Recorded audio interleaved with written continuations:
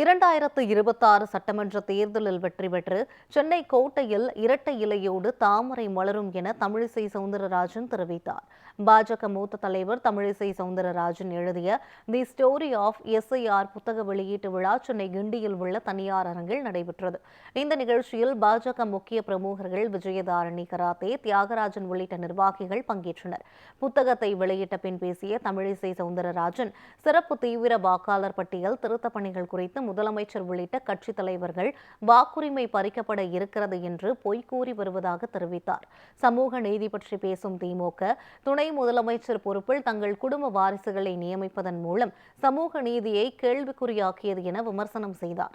மேலும் வட இந்தியாவில் 21 மாநிலங்களில் வளர்ச்சியை உருவாக்கியது போல தமிழ்நாட்டிலும் பாஜக ஆட்சி அமைத்து வளர்ச்சி திட்டங்களை கொண்டு வரும் என தெரிவித்தார். இதுல ஒரு வாக்காளர் சீர்திருத்தம் என்பது 21 ஆண்டுகளுக்கு பின்பு வர இருக்கிறது. 5 ஆண்டுகளுக்கு முன்பு நான் ஒரு மத்தியில் ஒரு அதிகாரிகிட்ட பேசிட்டே வந்தேன். 5 ஆண்டுகளுக்கு ஒரு முறை அடிஷன் டெலிஷன் இருக்கும். ஆனா 5 ஆண்டுகளுக்கு ஒரு முறை நடக்கல. அதனால நிச்சயமாக இறந்த வாக்காளர்கள் பட்டியல் இருக்கும். ஆக ஏன் அவங்க அதை எதிர்க்கிறார்கள் என்பதுதான் நம்மளோட கேள்வி.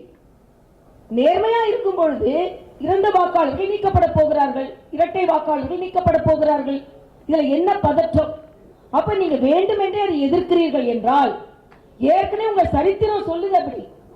அதனால நாம் அதை சொல்றோம். அவங்க சொல்றதுக்கு எதிர்வாக்கு சொல்றமே தவிர முதல்ல நம்ம அவங்களை குற்றம் தான் சாட்டணும் இல்லை. அவங்களே ஏற்றுக்கொள்ள வேண்டால் அவர்கள் அனாவசியமா பாஜகவின் ஓட்டுகளை நீக்குகிறார். எப்படி பாஜக ஓட்டுன்னு அவங்களுக்கு தெரியும்? எல்லாவற்றுக்கு மேல சிறுபான்மை ஓட்டுகளை நீக்குகிறார்கள் என்று சொல்கிறார்கள். குஜராத்தா இருக்கட்டும், உத்தரப்பிரதேசமா இருக்கட்டும், கோவாவா இருக்கட்டும், சிறுபான்மை மக்களின் துணையோடு தான் பாஜகவின் முதலமைச்சர் பிரதம அமைச்சராக மரியாதைக்குரிய பிரதமர் வீற்றிருக்கிறார்.